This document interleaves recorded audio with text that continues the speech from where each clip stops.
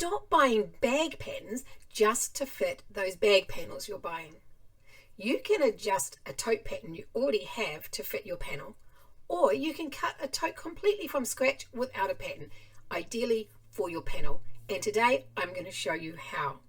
I'm also going to quickly run through how I sublimate an image for this project, show you my printer settings and how I sublimate, etc. Now, if you're not interested in the sublimation side of the video, I've put chapters down below so you can jump through to where I start adjusting a pattern or where I start cutting a pattern from scratch. I'm also going to show you how to download a free resource of PDF on how to do this after the video is finished, because it's awkward going back and forwards through a video trying to get the instructions. I'm using Affinity Designer. It's a vector-based program like Inkscape and Adobe products. So if you're using a different product, the principles are the same, but where to do the action might be a little bit different. So let's go through and look at Affinity Designer now. So this is Affinity Designer. I'm going to go and open a new file. So I'm going to go new. I'm leaving at 5,000 pixels by 5,000 pixels at 300 dpi, and I'm going to create an artboard.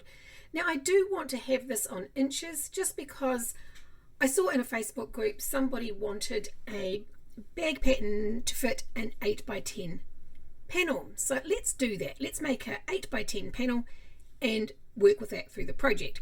So I'm going to get a rectangle, drag and drop that. I'm going to go and make that an 8x10 down the bottom, so the width is 8 and the height is 10 inches. I don't want to fill, so I'm going up to swatches and taking that off. Now, as I said, I'm going to run through this fairly quickly. I have got a bit more in-depth video on how to do this, and I will link that up the top. So my stroke, I want to have a stroke on that so I can see my rectangle. So that's the size we want our print. So I'm going to go up here and go place to find my image, and I want my castle.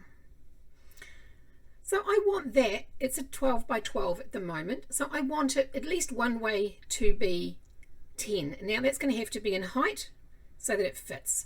So let's go down to our transform panel, click our lock aspect ratio and make that 10 inches, which will make it the right height for that.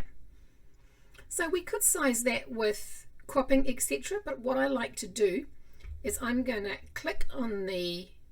So what I want to do now is I want my rectangle to be on the top. So I can simply come and grab it over here and move it up above the castle. So now my rectangle is on top. Now I'm going to left click where the castle is, drag it up over the rectangle, move it right and let go. So as you can see, that's put my castle in the rectangle. So then I can see exactly how I want it placed. Do I want my image in the middle? My castle, or do I want it at one side? But I think I want it slightly offside like that. I think that's a little bit more appealing to the eye than having the castle straight on, and I know that I'm going to be printing a little bit or have enough space around it for my seam allowance. So I'm going to click on the rectangle over here, go up to File, Print. Now I have got a custom setting. Make sure you've got your printer selected you're using, and I'm going to go to Properties. Now I'm using Best Sub Reverse here, and I'll show you the settings for that. I am using Epsom Matte and Standard. The reason I use Standard, if I use a high quality print, I find that I get lots of pizza wheeling, etc., and I don't want that. So we're going to go up to More Options, Advanced, just to show you what I'm using in here. So for color controls, I've got Adobe RGB 2.2. I have got brightness at 9, contrast at 7, saturation at 15, and density at 4. Now if you do the slide bar, you will see that my colors are all at 4. So that is my color management. Now I am going to make a change to this because I'm trialing some new paper, and it is a legal size. It is letter size, sorry, 8.5 by 11. So I'm going to do that. Now I don't want the artboard, I only want the selection. As you can see, it's trying to print everything. So I'll go selection, and then you'll see that it's printing as a landscape. I want it to be portrait. So what's in this box is what's going to print. So I'm going to send that to my printer. and then we shall grab the print and sublimate that image. So if you like what you see today, please give us a thumbs up and a subscribe, because it really does help us out. And if you have any questions, do drop those down below. So we'll go and grab that print off the printer and sublimate that now. So this is my print all done. Now yes, it can look a little bit dull, but I know this is going to come up very bright because of the amount of colour. And this is HTV1. So always print it on the side of the paper that doesn't have the writing if it's got writing on the back. Now I do suggest always pre-press your fabric, which I haven't done, so I'm going to do that now. So that's just a matter of, I've got a piece of Teflon, put it under your, I always use a Teflon coat. Now I've got it set at 390 for my print, so I'm just going to give that about 20 seconds. The reason we pre-press is so that it takes away any moisture or anything in the fabric that can affect our print. Right, so we'll take that out.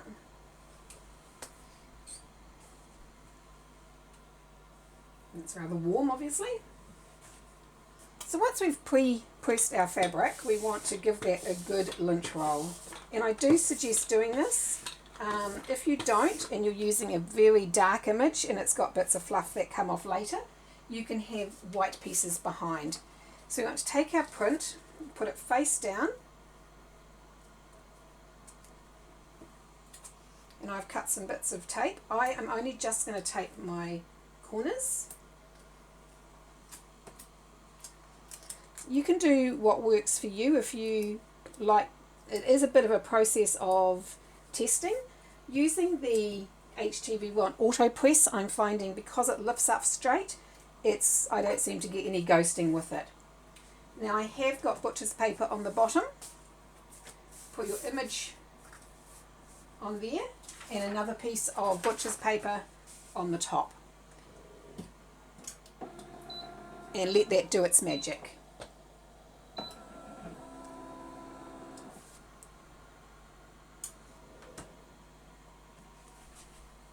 My piece of paper has stuck, which is unusual.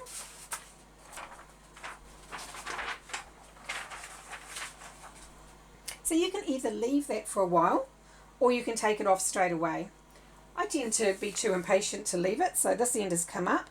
So if you take this off, make sure it doesn't fall back on your print. As you can see, there's not a lot of ink left on the print. I'm not going to pick that up right now because it's a bit warm. So that is our print. Nice stunning images, like the colours are great. I think this paper is good for the price of it. So let's get on and make that into a bag.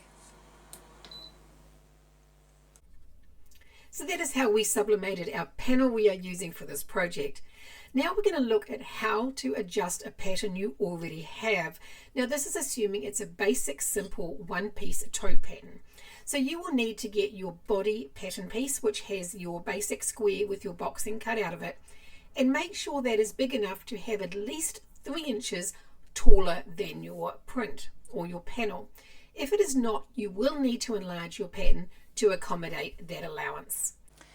So we have our panel and we have our tote pattern. Now your tote pattern may not be big enough to cope with your pattern, your panel. So if that's the case, you want to enlarge the tote pattern so that it's a good 2-3 inches taller than your print. That way it's going to work perfectly. So just enlarge the pattern or add something to the top to do that. Because what we ideally want is we want our pattern to start about 1.5 inches or at least 1 inch above the bottom of our boxed corners. Now being a tall panel, this can be a bit tricky because it is going to be a tall tote as opposed to a wide tote. So that's where we would want to be sitting our panel. So as you can see, this would be perfect because we've got a nice piece we can put along the top. So how do we sew that panel into that piece and have it all balanced? We would want to have measure, we know that that's 10 inches.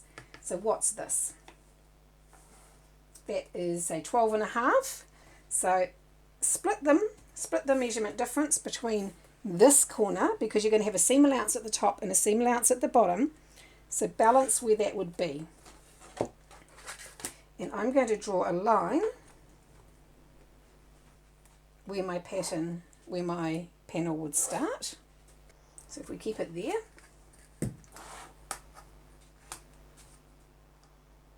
now it's going to be about 1.5 inches at the top as well. So that's cool.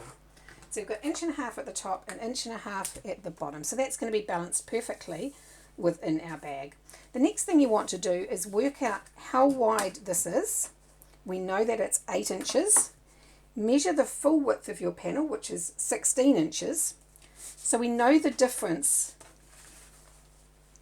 So that all along is 16 inches. Our panel is 8.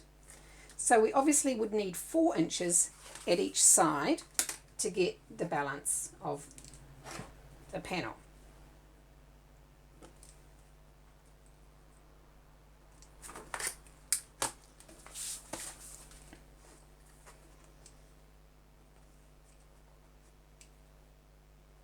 Now you can just cut this out. You don't have to work it all out manually. You can just cut it if you're confident to do that.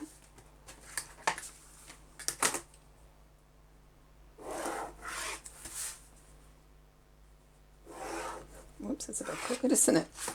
Okay, so basically that's what you're going to have. Something's not right on that. Let me check my measurements. Okay, so that's that one there. Okay. So that is the pieces you would need to sew that in the middle. But you are going to need seam allowances, and I suggest keeping this the same and that the same. So in what we would do there,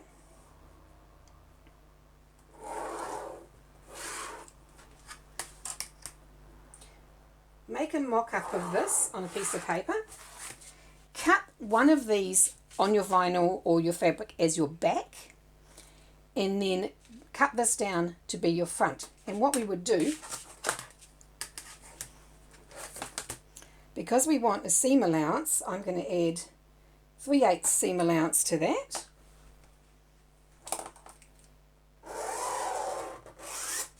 So that is my bottom, and that's my 3/8 seam allowance in that piece. So this piece we also need a seam allowance on.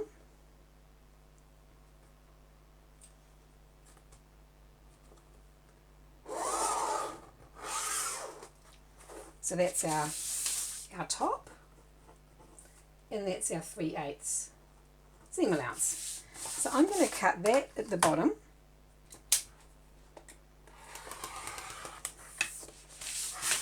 that at the top on the seam allowance. Whoops, that's not what I wanted to do. It plays if you do it safe. So that's our top, and that's our bottom. And then simply what we need in between is side panels. Now, if you've got seam allowance on the outside of your panel, use that. If you haven't, you're going to have to allow for seam allowance within your panel. So this is going to depend a little bit on the amount of seam allowance you've got around your panel. So I'm going to trim these down to 3/8 of an inch seam allowance.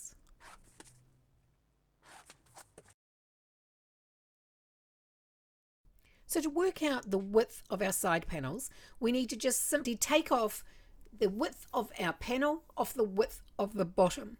Then divide that by 2 and add a seam allowance.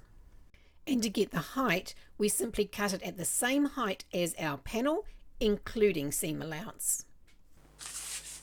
I want a top, a bottom,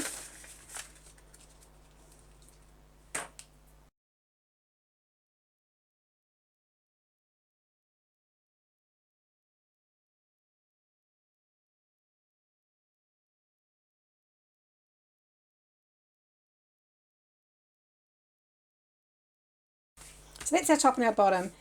And just to be safe, we know we needed 4 3/8 for width and 10 plus our seam allowance. So let's just go 11 by 5. It's better just to have a little bit extra, and you can trim.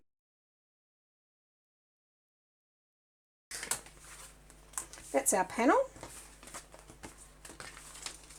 That's our bottom, and that's our top. So we're going to take our two sides line them up down either side.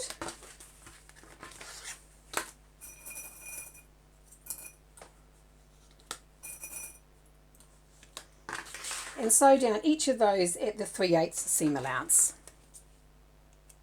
So now that we've sewn those, we want to open them up, put them, leave the seam allowance out that way, and sew down either side, or top stitch down either side. And so that is what we get.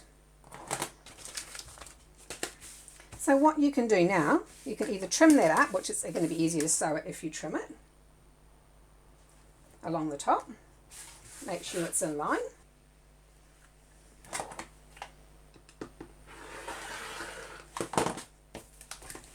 Oh, now I've just cut my seam allowance off. Isn't that clever?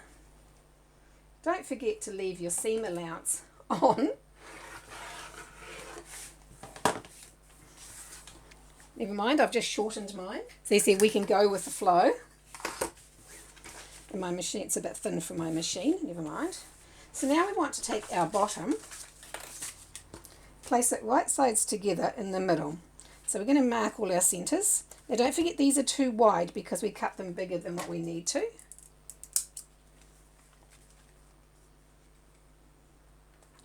Just saves having to do fussy maths and getting it cut exactly right.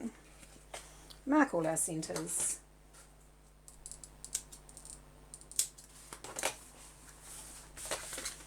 Line that up to our centre.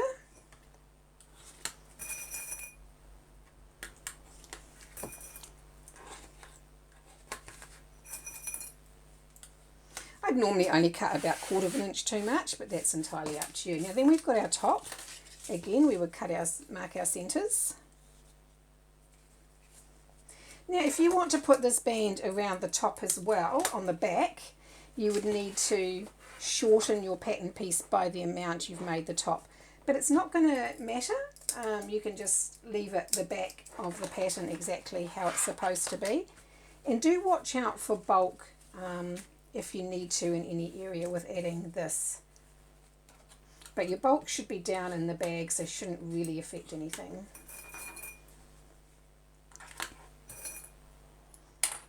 I've got a variety of clips in this bowl. So as you can see, our top and bottom should line up if we've done it right. So that we'll stitch across the top and down there at our seam allowance as well. So that's our top and our bottom. Easy. So now I would fold those to have the seam allowance at the top and at the bottom, so you're never stitching on your panel. So you want to stitch or top stitch along there and across there. That is your front. Now you can see it's gathered up a little bit because I'm not using interfacing. Now we know the top and the bottom were exactly the same as the pattern, so we just need to line those up there and at the top and trim that to be the same.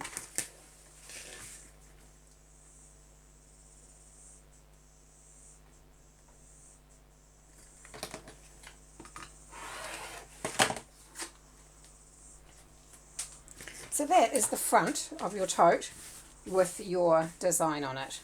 So that's how you do it if your pattern does not have a top and bottom already.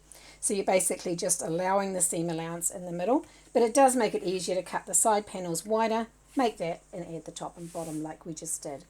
If you use a pattern that has a top and a bottom piece, like my M's tote for example, for the M's tote, you would use the back pattern piece. I'm just pretending this is the back pattern piece because it's not. Use the back piece of the M's tote. You would make it the height of your panel, including seam allowances, and just the width like we just did before. And so that you would use the top and bottom pieces off that pattern.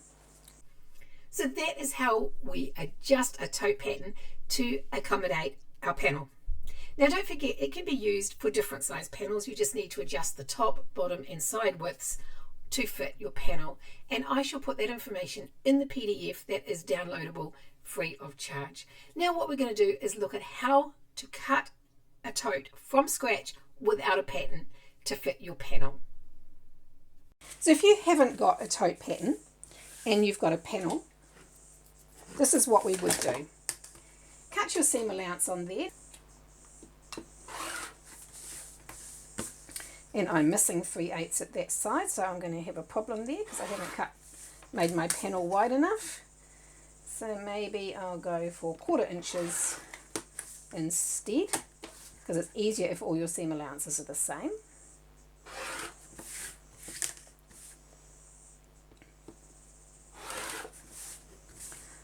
Now you can go into your panel if you're wanting to. So with this I will go into I'll use a 3/8 and be in my panel slightly.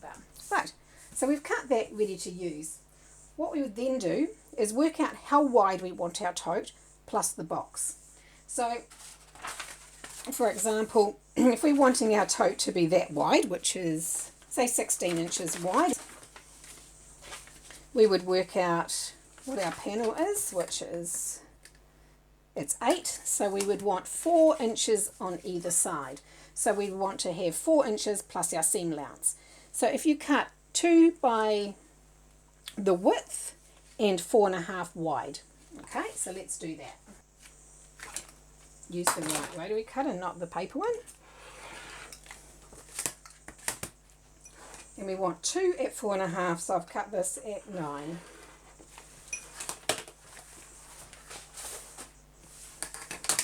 And we shall cut that in half. Take our panel, put those on either side of it.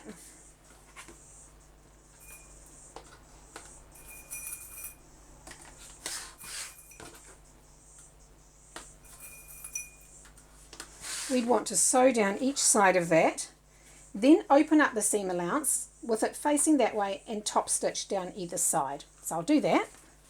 So that is your side. So make sure it's all square, which it's not because of my way I've cut it. So I've cut it so it's square at the top, but one of them must have been crooked at the bottom. Yes, that one goes off at the bottom. So that panel was not square. Like that.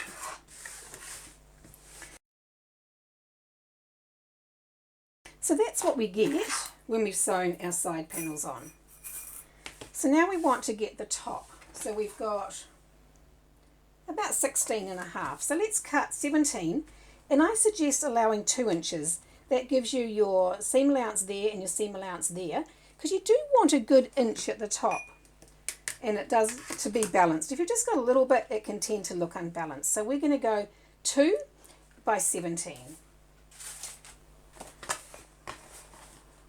We'll just cut a 2-inch strip off here.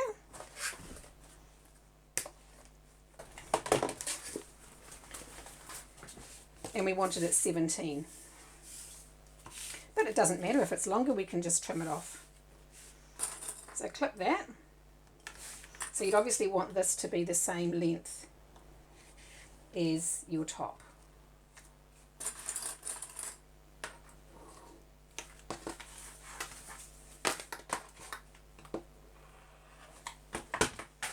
So we're going to sew along there, flip that up with the seam allowance facing upwards and top stitch on there.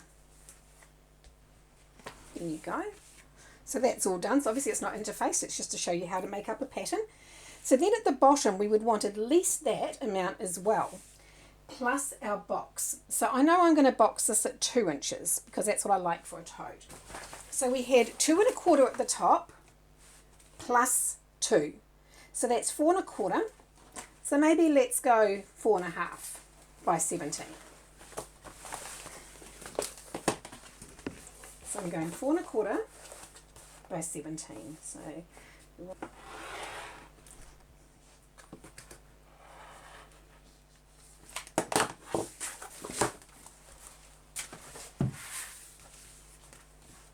make sure that is the same width before you start. Actually, it's best to sew it on and then do your boxing. So we want to sew that on to the bottom.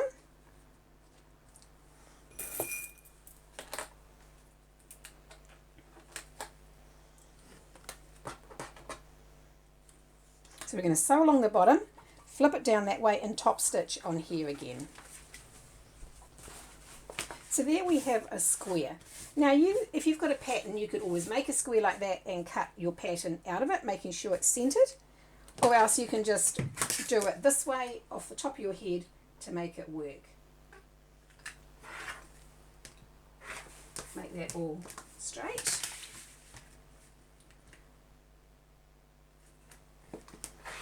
Now we did make the side panels wider than what we want, so this would be the time to make the bag the width you want. So we've got that at 17. Now I only want it, it's a little bit over 17. I only want it at 16, so that means we need to trim off about 1/4 inch on either side. But that's entirely up to you whether you just leave it the way it is or whether you trim it down. So if you're going to trim it, split the difference between the sides and trim it down exactly that much.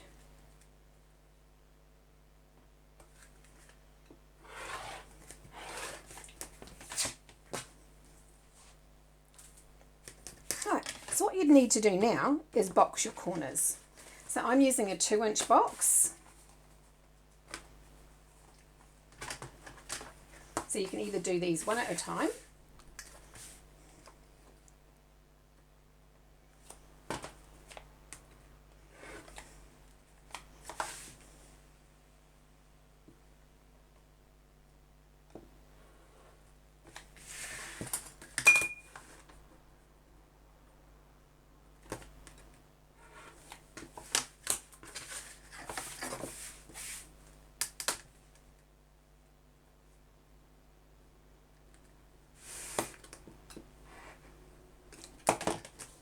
and there is your tote pattern. All ready to go. To make that up as a standard tote. So that you would need a back. Now with the back you could have that plain, you could put a zipper overlay, you could have it exactly the same. And then you would just turn your lining inside out as you normally make a tote. So if you're using the M's tote, you would use the back piece. So the back pattern piece for M's tote is a simple piece like this. This isn't it because it's actually shaped. So what you would do is make it the height of your panel because it's already got seam allowances for that height. And then you would work out how much you need to cut your side pieces as we have done in this process. Add them to be the width and cut it down to be the width of your back panel overall, and then make the bag as you have. So that is how we cut a tote without a pattern. Now next I will do a video on how to make up that tote, and hopefully it will be in my channel in the next couple of weeks, and I will come back and link it up above. If you've liked what you've seen today, please give us a thumbs up, comment, like. If you've got any questions, please mention them below. Now don't forget, this system can be used for any size panel. It is just going to change the shape or size of your tote. So set the size you want initially and cut the top, bottom and sides accordingly. Now all that is laid out in the free downloadable PDF. Now I do have the link to my shop down below. That is available free of charge on my shop. Now it may ask you to sign up to my email list to get that, but don't worry, I haven't actually sent out an email yet, and I plan to only do that when we have sales or when we have a new pattern release. I am not an email spammer at all. So guys, thanks for watching. See you in the next video.